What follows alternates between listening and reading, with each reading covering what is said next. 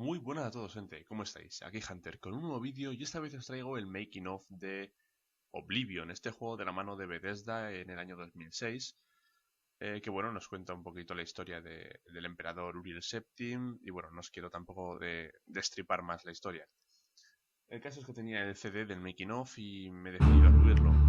Realmente es algo increíble, cuenta con unos bocetos de armas, armaduras, monstruos, el mundo, capturas de pantalla, que lo vais a ver todo aquí, y el tráiler oficial de Oblivion en inglés.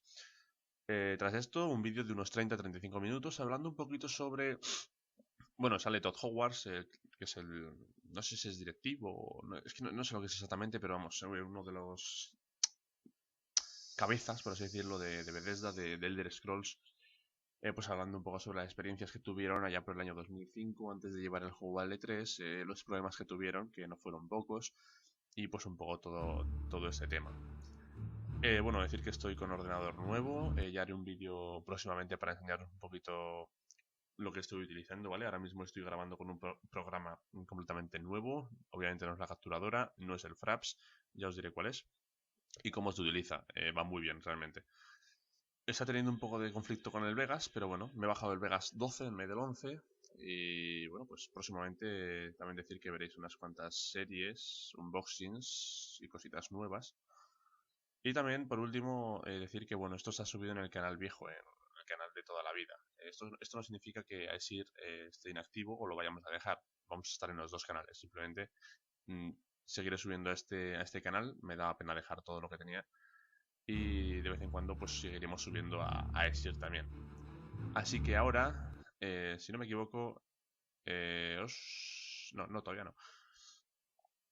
Es que, ¿sabéis lo que pasa? Que cuando activo la grabación, el Vegas se acelera.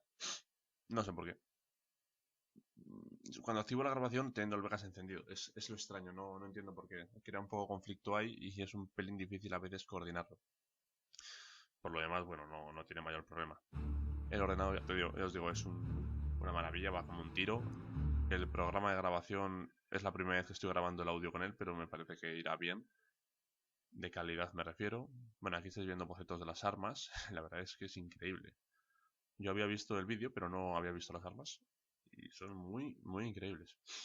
Bueno, como os digo, próximamente dos unboxings, de los cuales uno ya está hecho. Y el otro supongo que estará pronto. Volverá una serie al canal. No es una serie, sino un juego que estuvo en el canal, tuvo mucha importancia. Volverá. Y volverá o habrá una serie de un nuevo juego, que ya veréis cuál es. La verdad es que tengo muchas ganas de empezar a subirlo. Así que nada, bueno, ese lo compraré digital, así que no habrá unboxing. Pero igualmente ya lo veréis. Así que nada, espero que disfrutéis de este making of. Intentaré encontrar el de Skyrim, ¿vale? Y subirlo también. Así que nada, lo dicho, lo de siempre. Like, favorito si os ha gustado. Suscribiros para más vídeos y nos vemos en el próximo capítulo o vídeo o lo que sea. Saludos.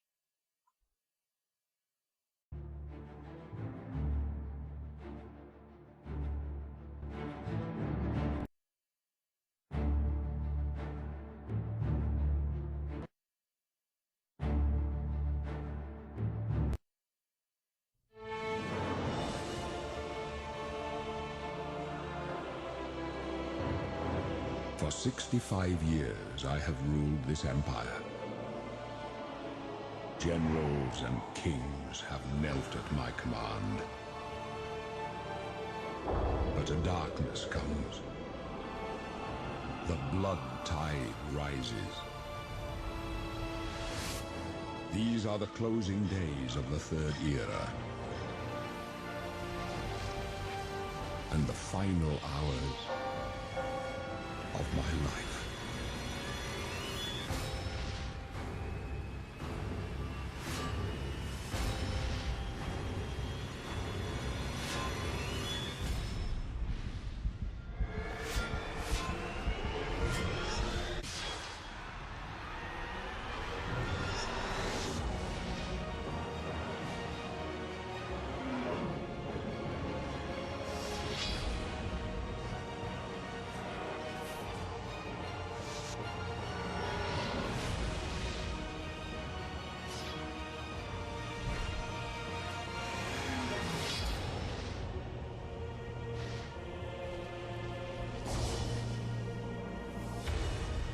find him and close shut the jaws of Oblivion.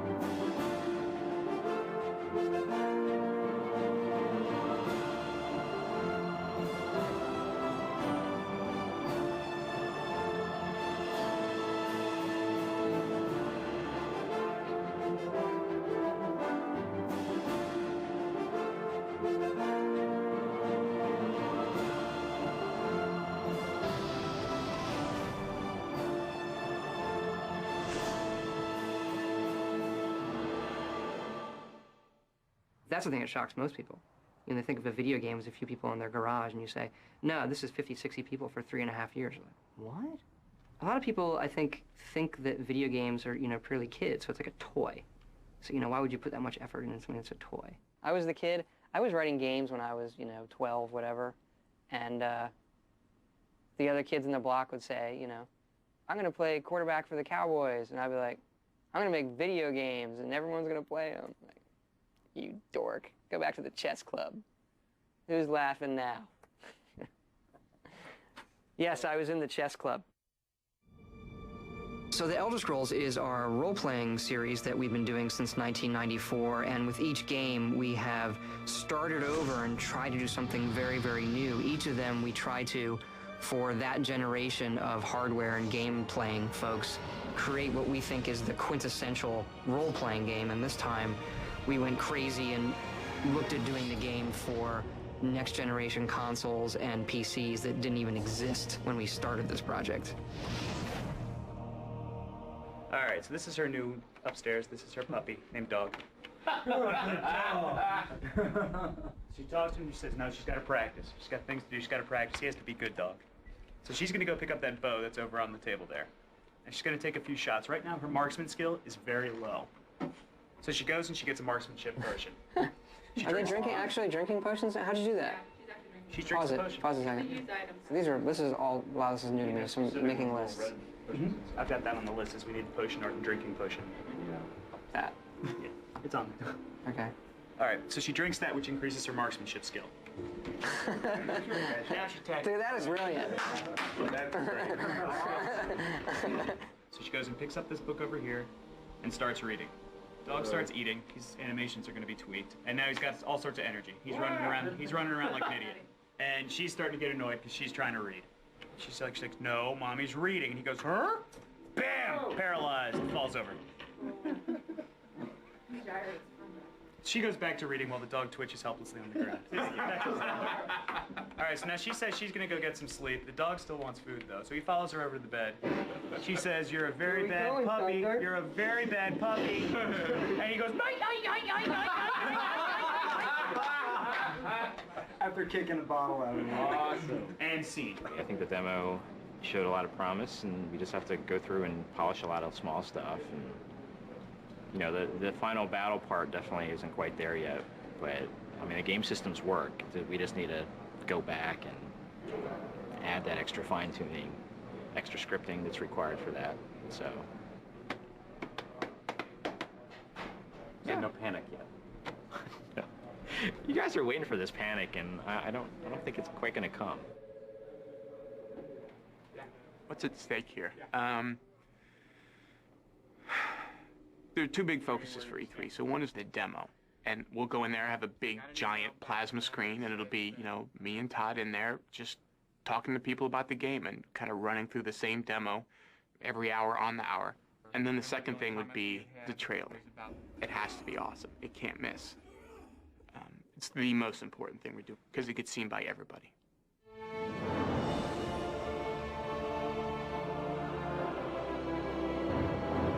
For 65 years, I have ruled this empire.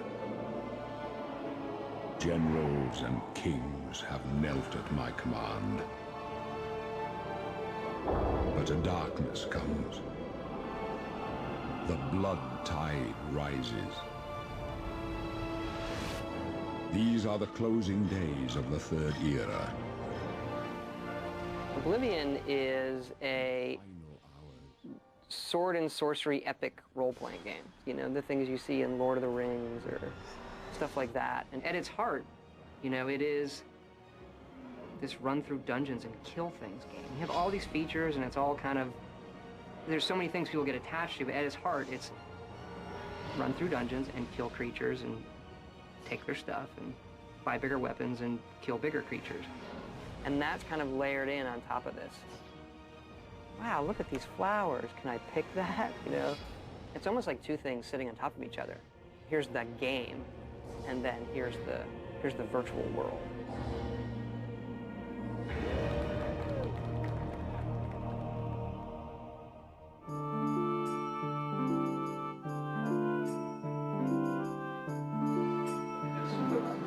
Yeah, so like the triple R is perfect for like, you want to give the player a chance to avoid it, to feel like they see it, or to use it against the creatures. Again, we'll be liberal with those traps. I'd rather add too many and have people complain and take them out, rather than have That's what I'm thinking right now with loot and creatures. I'm trying to overwhelm it with lots of loot. So that you get more out of the dungeon, because, you know, everybody's been saying the argument, you get more in someone's basement than you do in a, in a quest. Well, I'm one of the world artists, but I specialize in the Oblivion plane art and the lower class. The stuff that's really dirty and dingy and sort of nasty, or the stuff that looks very deadly and scary and, you know, somewhat demonic or evil. That seems to be in my comfort zone, in a way, that I can go do that stuff far easier than if they asked me to do anything that was nice and beautiful. This is basically showing an overview of what you'd expect a dungeon level to look like. So they're built on a grid system so that they have an exact fit and match, and you won't see any seams. You know, it's a lot like a Lego set in a way, except, you know, far more complex and detailed. And then before you know it, you have this world that you created in your own mind that you can sort of experience and feel the atmosphere and sort of the dread and the scariness of it. And this is where you find your first area that's inhabited by traps. So my goal is, you know, I'm hoping the player walk over to the treasure chest and walk through all three of these zones, therefore setting off all three of these traps up here, here, here, and here. I mean, I live a pretty normal life. I have a wife and two daughters, so it's very normal for me, but they exist in that world with me, like they're exposed to the monsters and to the films and all the stuff that I have in the house. I love the undead. I try to use them as much as possible. Just bring in one of these guys, pop them down, and so like this one only has one arm, or the other one has no head. I guess I'm sort of a non-conventional sort of person, so that I've always stayed away from the, you know, more conservative side of life. So I like the stuff that is far more, I guess, less mainstream. So it wouldn't just follow this route along the path here, but maybe it would take this route, you know, and give it a little bit more lifelike behavior as far as the direction it's going to travel. But also give people questions as to why it's there and what it stands for, because that could be more interesting in what you read into it rather than the literal. You know, what your mind imagines sometimes is far cooler than what the reality is of situations. I know the designers have a long wish list of art that they wanted, but you know what? I mean, if you don't get that unique looking sword, I think we can live with it looking like every other sword in the game, so. I'm waiting for Craig to do as usual. Everybody stop coding, I'm gonna fix this. Practice two-step. One step forward, two steps back. Woo-hoo! So I'm going to make everybody turn around and we'll start making some progress.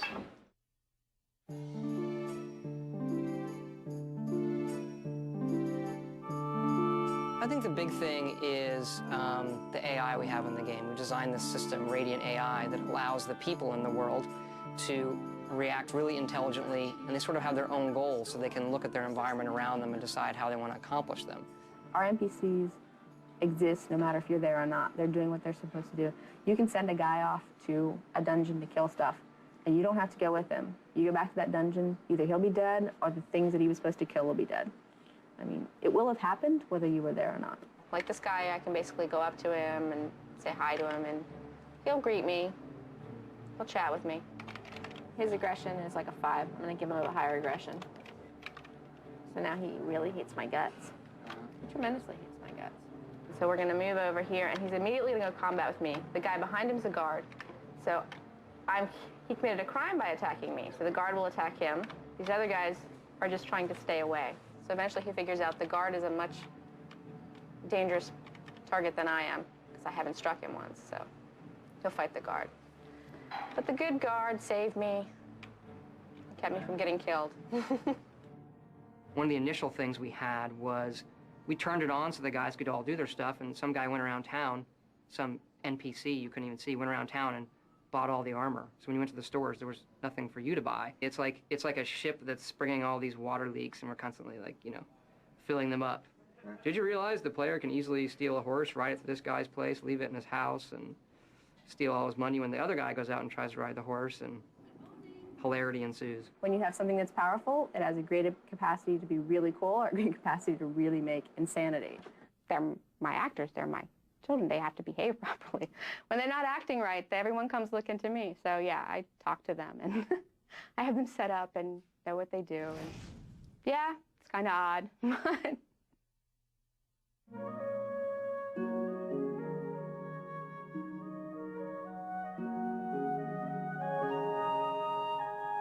Yeah, I'm the lead artist for Oblivion. I'm a 3D modeler and texture artist for Bethesda Softworks.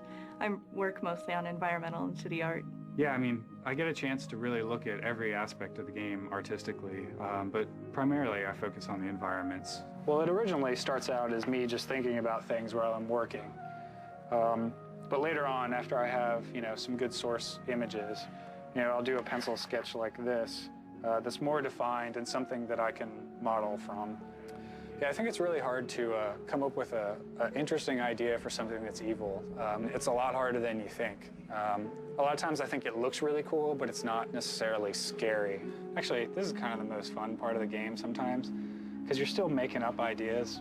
It might not get in the game, but it's, I don't know, you just get to make up crazy stuff, and it's cool, so. So we are in Shadenhall. This is the overhead view in the Elder Scrolls construction set, which we used to build the game. This is where we put in all the houses, the trees, paint all the landscape textures on, everything like that. Okay, and then these are our little door markers over here. This indicates that this is a door you can go through. There are a few things that might not look like doors, but they are. Yeah, this well behind the abandoned house might be used for nefarious practices, or it could be a secret door. It's really fun because, we go everywhere to find source photographs. Like, we took a day trip to DC one weekend, and we just took tons of pictures of buildings, trying to get the just the right, stone pattern, and making sure that we photographed everything we possibly can, just in case.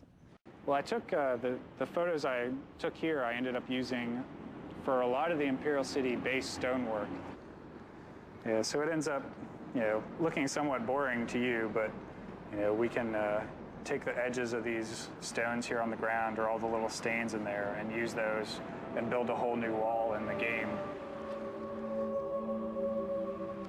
I can't get over how much this looks like something in the game. It looks really nice, even like just the top part of it over there. Actually, a hard thing to find generally is just finding nice patterns, just architectural details, just things that we can put into a building to give it some more decoration. A really good example is you can see the coffered ceiling, and I tried to build something just like that in the temple in the Imperial City. So I tried to recreate something, very similar to that. It's actually the top of a dome, but I'm using it for the top of an altar instead. So once I add all these different layers into it, it's more like the final texture. We've been able to make this living, breathing city that's like actually there. It's like, man, I totally live here.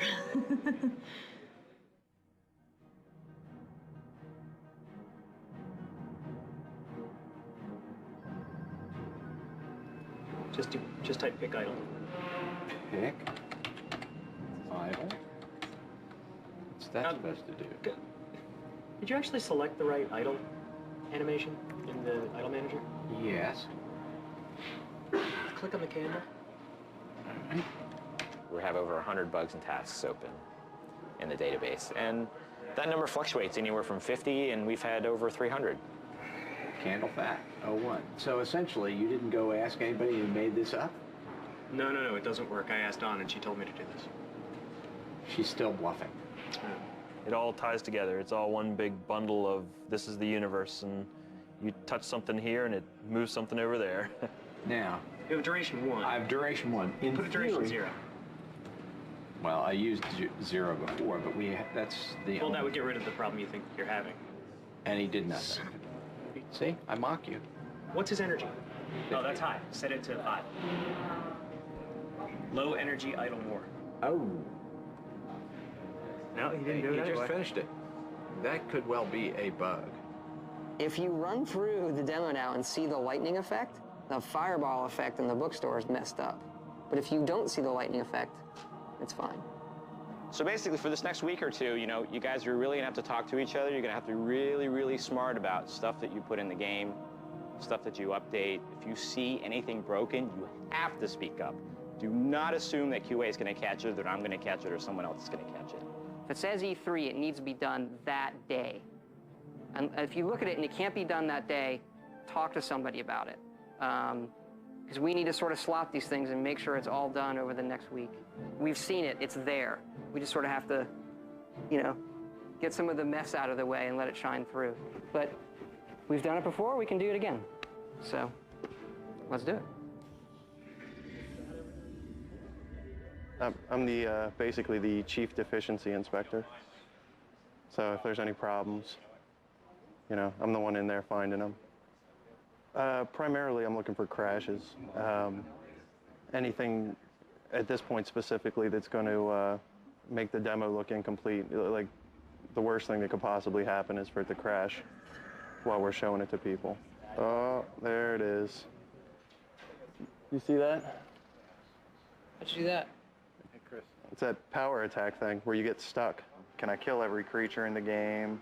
Can I soul trap every creature in the game? Can I click every button in the game? Can I exit the game from everywhere in the game? If I save the game this way, does anything get messed up? If I go here and save, does anything get messed up? I think we should throw a fireball here, but that's up to you. Because I think it looks... No? Now you've ruined everything. But it looks so cool going down there. Yeah. That's the beauty of my job is I get to do everything hundreds of times. Minimum 2 times an hour, 10, 12 hours a day, 30 a day all week. Hey, that's like 150 times this week.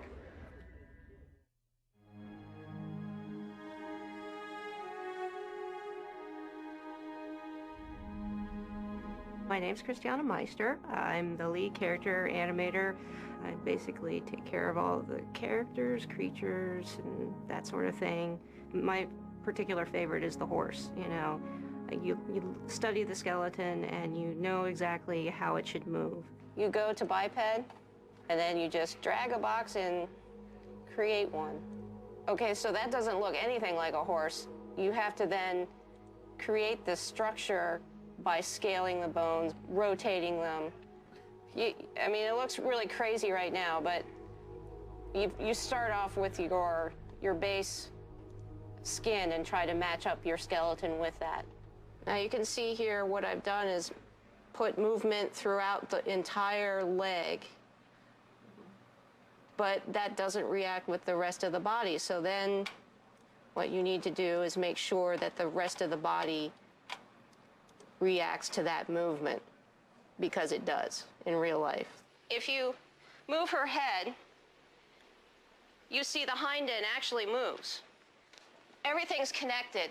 You know, there's not one joint that you can just move independently, really. And here's a horse that I can get up and ride. I have to get with the character animator on this riding animation. It looks uncomfortable to me. There's always work to be done. Yeah, I'm always, you know, watching her move, and it also helps to, when I ride, I can feel what's going on. So feeling is a good part of animating as well, because you think about your body position and everything else while you're riding. I don't know, people are not my forte, really. I like thinking about the 4 legs instead of 2 legs. I know there are people that are completely the opposite, but I don't know. I find them much more interesting. Yeah, it's fun. With Oblivion, we were really fortunate to get some voice talent that people know to join us for the project, including Patrick Stewart, Linda Carter, Sean Bean, Terrence Stamp.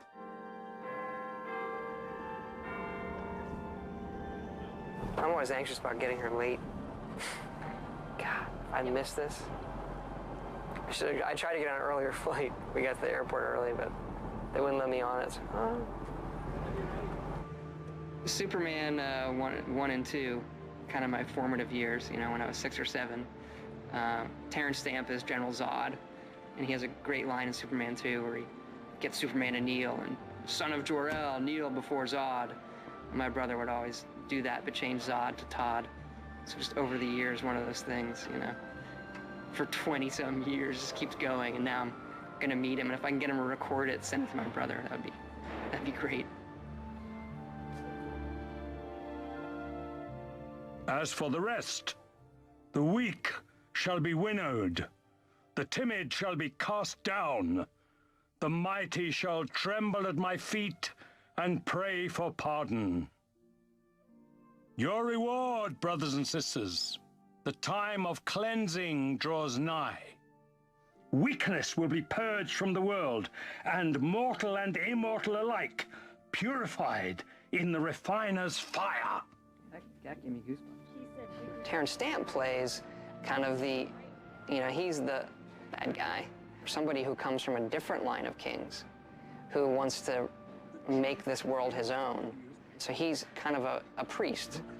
You know, he's not a cackling maniac. We like to have our bad guys be a little grayer. We want that moment where the player goes like, maybe he's right. You think I mock you? Not at all. In your coming, I hear the footsteps of fate. You'll tell me if I'm overdoing it, won't you? Yeah. Impossible. It's impossible to overdo it.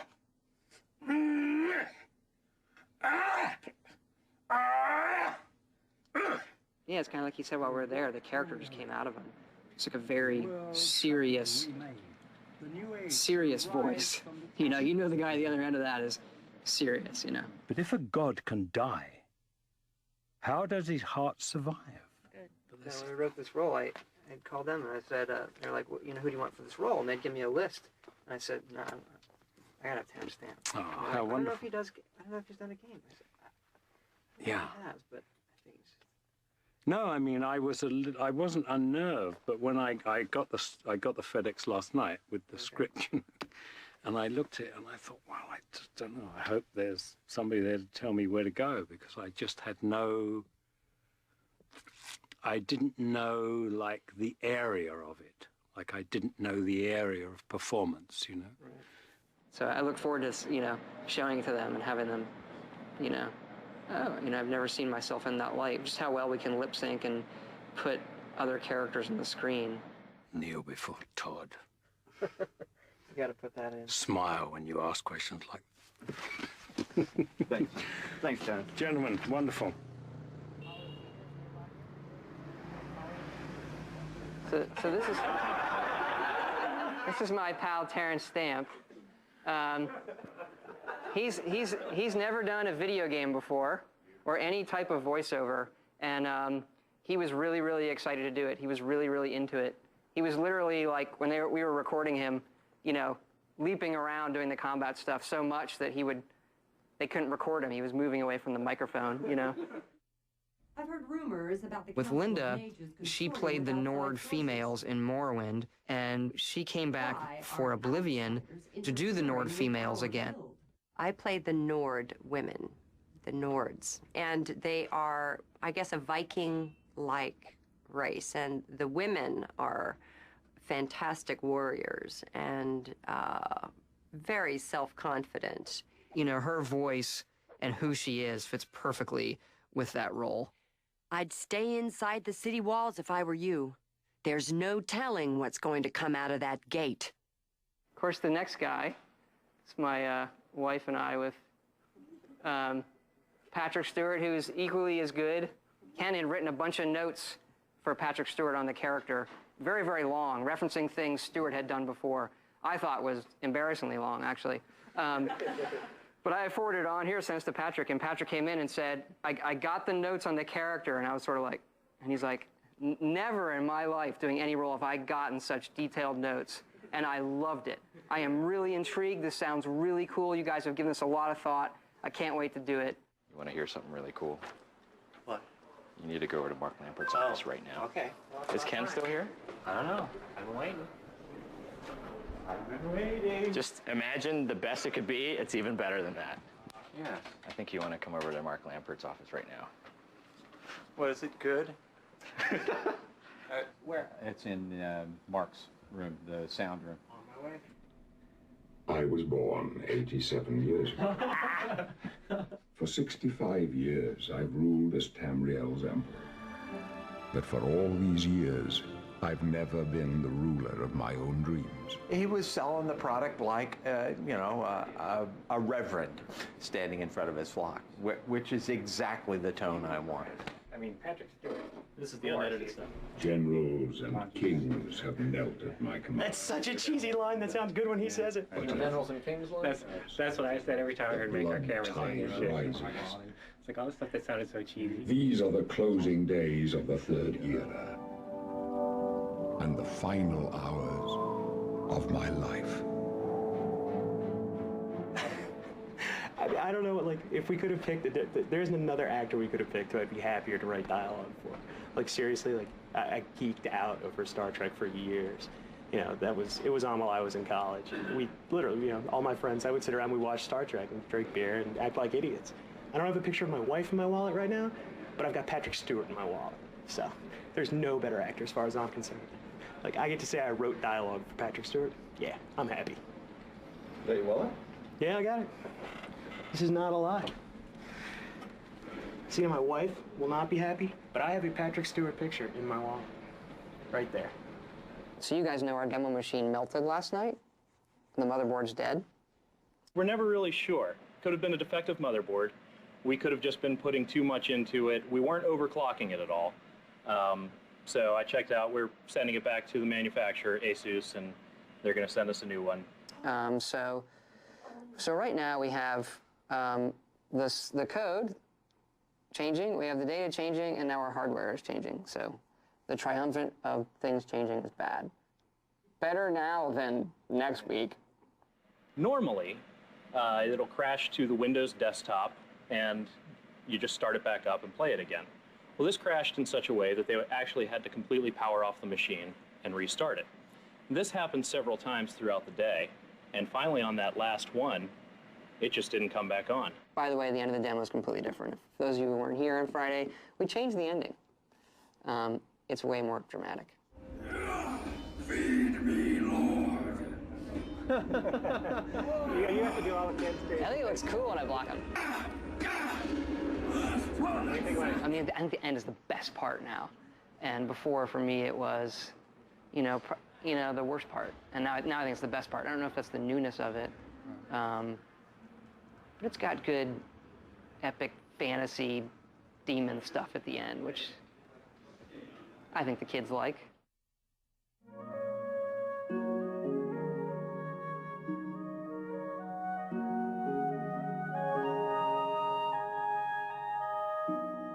Yeah, the Force stuff for us has always been the kind of rendering-wise the craziest thing that we're trying to do, and the thing that also has the biggest visual impact of the game. People see it, wow, you know, I've never seen that before. Usually when building a scene like this, I start out by placing the rocks. I sort of look at the lay of the land, which is generated first, and then I try and pick out spots where a rock might naturally occur. I've got this big one here. So I would just take a big rock like this in, plop it down, sink it to an appropriate height, and then I'll go and add like little satellite rocks around it to try and create a feel that there's some natural erosion going on. Came out looking for source textures for some of the surfaces in the game. Specifically terrain textures and like pictures of the ground, things like that. It's really tough to find images like that online, for those purposes anyway.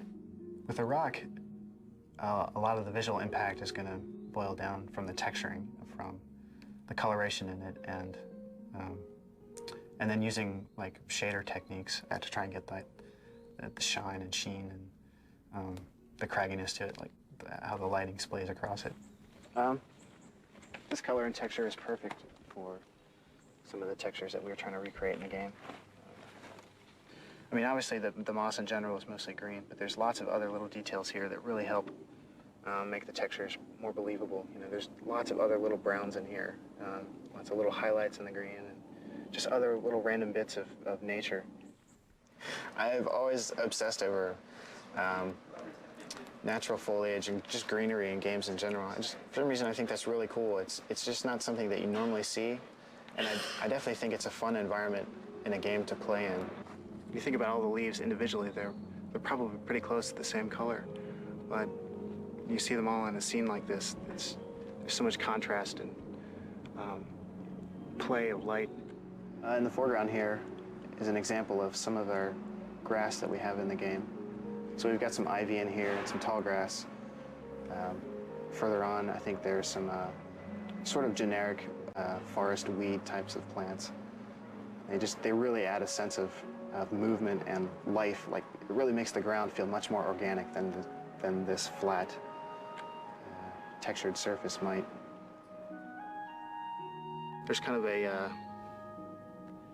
quiet solitude about it, where there may be lots of cool and interesting things going on within the game, but you can sort of know that it's in its own little pocket, so to speak. It's kind of isolated from reality around you. It's really nice when they're cluttered with lots of interesting things that fool you for a second into thinking that you're in a real world. Well, it's Thursday now, Thursday morning, and E3 starts next Wednesday. However, the computers need to be shipped out and they need to arrive there by next Monday. So we basically have until tomorrow afternoon before we basically have to stop work. The machines get packed up and they get shipped off. We're on schedule. It's taken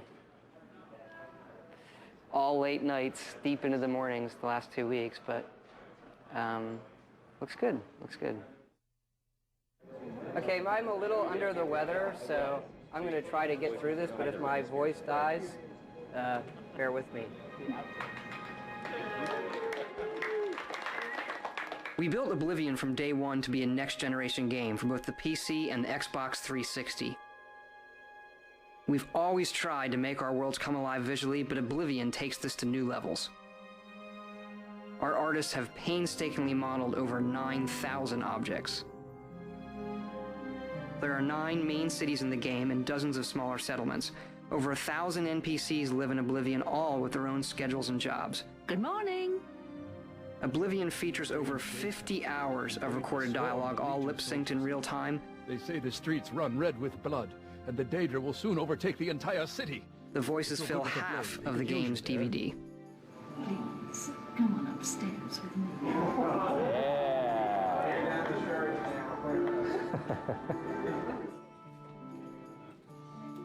I don't know what kind of titanium alloy packing stuff they've got, but whatever it is, I just hope it can take a push out of a plane at 30,000 feet. He did it!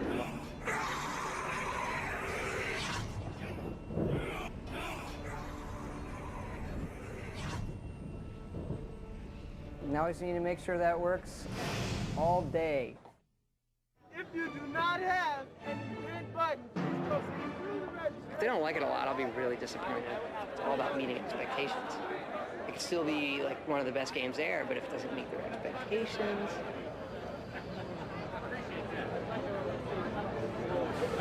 Time we start? Oh, right now it's 7:10, and we were supposed to be starting the Microsoft event in 5 minutes, but that's not going to happen. So we're just hanging out, waiting to meet up with some folks, and we go get something to drink and go watch them put our trailer up in front of thousands of people. I mean, I'm really looking forward to it. It's an awful lot of work to get to this point. I mean, we haven't seen it on a freaking movie screen, so we have no idea how it's gonna look. Well, we know it looks really good on a 61-inch TV, but on a movie screen. But if it looks as good as we know it can, and if it's and if the response is really awesome, I mean, I think it probably may be the greatest professional moment of my life. So how about this? How about a brand new, full-featured, next-generation role-playing game in the launch window? Morrowind was one of the best-selling role-playing games ever on the Xbox. The sequel to this incredible game is called Elder Scrolls IV: Oblivion. It promises to feature one of the largest open-ended worlds ever created for a video game. It also includes thousands of characters that are governed by groundbreaking AI. These characters eat, sleep, and complete tasks all around the clock. And they make their own choices based on what's going on in the world around them. Welcome to the world of Oblivion.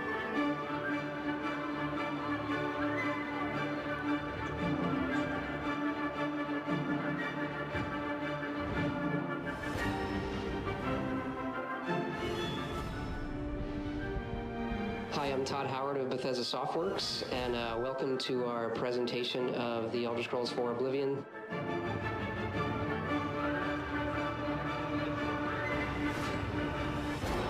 This game looks unbelievable. It actually has trees, unlike Bardenfall. The whole first level of the game is a prison break. And through your actions, it really determines what kind of character you'll be. I mean, sometimes I worry that games are going to get so realistic looking that I won't want to play in them because they're too real, and then I might as well just be at home.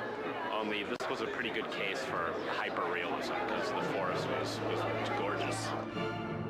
Unbelievable. It's easily the most impressive game that we've seen at E3. Yeah, it's like with the Radiant AI thing. Yeah. That's always one of my big issues with RPGs is the NPC characters are kind of boring. Like they're just there and you talk to them and they're kind of just like this clunky way of getting information. But it's so much more entertaining to watch like somebody flame their dog.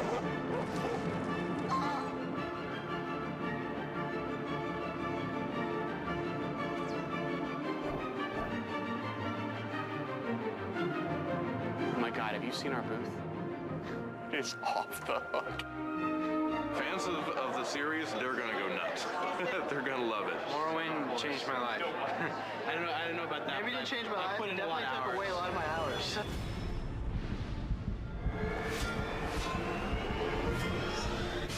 We look back at what people really liked about role-playing in the first place. The setting, the action, the heroism.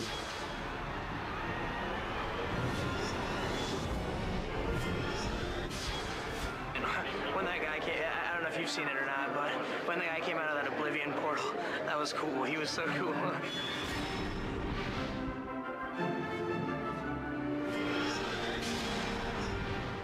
They do have a very unique sort of little setup there, doing titles that take a long time, that have a distinct story, and they've really resonated with fans over the years. I totally love the storyline as it is, and like the way it develops is like just so good. And as you know, if it's an Elder Scrolls game, people are going to go buy it just because.